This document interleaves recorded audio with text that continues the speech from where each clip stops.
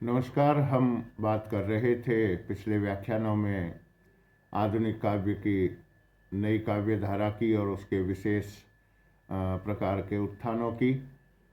इसी उत्थान की प्रक्रिया के दौरान छायावाद का आविर्भाव हुआ। आने वाले व्याख्यानों में हमारा केंद्र रहेगा छायावाद। आइए बात शुरू करते हैं छायावाद से।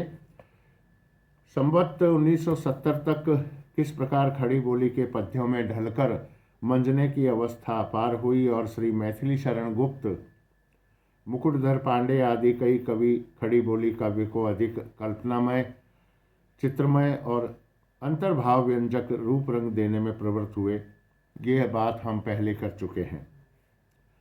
उनके कुछ रहस्य भावापन्न प्रगीत मुक्तक भी दिखाए जा चुके हैं। वे किस प्रकार काव्य क्षेत्र का प्रसार चाहते थे, प्रकृति की साधारण असाधारण वस्तुओं से अपने चिर संबंध का सच्चा मार्मिक अनुभव करते हुए चले थे, इसका भी हम उल्लेख पूर्व के व्याख्यानों में कर चुके हैं। यह स्वच्छंद नूतन पद्धति अपना रास्ता निकाल ही रही थी कि श्री रविंद्रनाथ की रहस्यात्मक कविताओं की धूम हुई और कई कवि एक साथ रहस्यवाद और प्रतीकवाद या चित्र भाषावाद को ही एकांत ध्येय बनाकर चल पड़े। चित्र भाषा या अभिव्यंजन पद्धति पर ही जब लक्ष्य टिक गया, तब उसके प्रदर्शन के लिए लौकिक या अलौकिक प्रेम का क्षेत्र ही काफी समझा गया। इस बंधे हुए क्षेत्र के भीतर चलने वाले काव्य ने छायावाद का नाम ग्रहण कर लिया।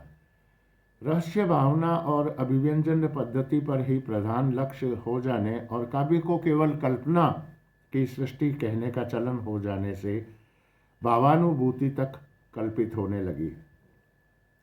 जिस प्रकार अनेक प्रकार की रमणीय वस्तुओं की कल्पना की जाती है, उसी प्रकार अनेक प्रकार की विचित्र भावानुभूतियों की कल्पना भी बहुत कुछ होने लगी। काव्य की प्रकृत पद्धति तो यह है कि वस्तु योजना चाहे लोकोत्तर हो, पर भावानुभूति का स्वरूप सच्चा अर्थात स्वाभाविक वासनाजन्य हो।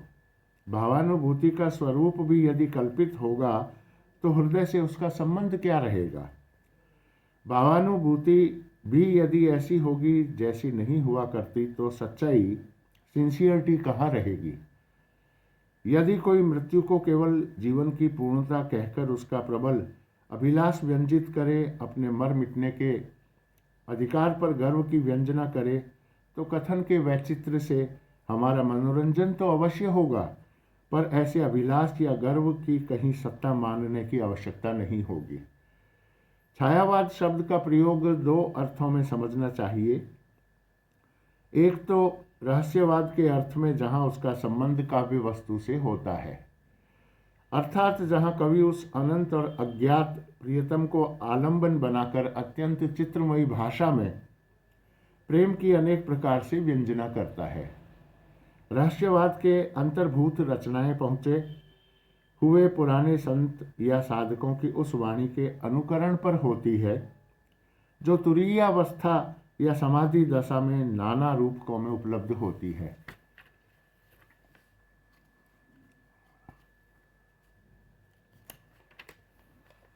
आध्यात्मिक ज्ञान का अभ्यास देती हुई मानी जाती थी। इस रूपात्मक आभास को यूरोप में छाया कहते थे। इसी से बंगाल में ब्रह्म समाज के बीच उक्त वाणी के अनुकरण पर जो आध्यात्मिक गीत या भजन बनते थे वे छायावाद कहलाने लगे। धीरे धीरे यह शब्द धार्मिक क्षेत्र से वहाँ के साहित्य क्षेत्र में आया और फिर रविंद्र बाबू की धूम मचने पर हिंदी के साहित्य क्षेत्र में भी प्रकट हुआ। छायावाद शब्द का दूसरा प्रयोग काव्य शैली या पद्धति विशेष के व्यापक अर्थ में हुआ, जिस पर हम चर्चा करेंगे अगले व्याख्यान में। तब तक बहुत बहुत शुभकामनाएं। सजग रहें, सतर्क रहें, स्वस्थ रहें। जय हिंद।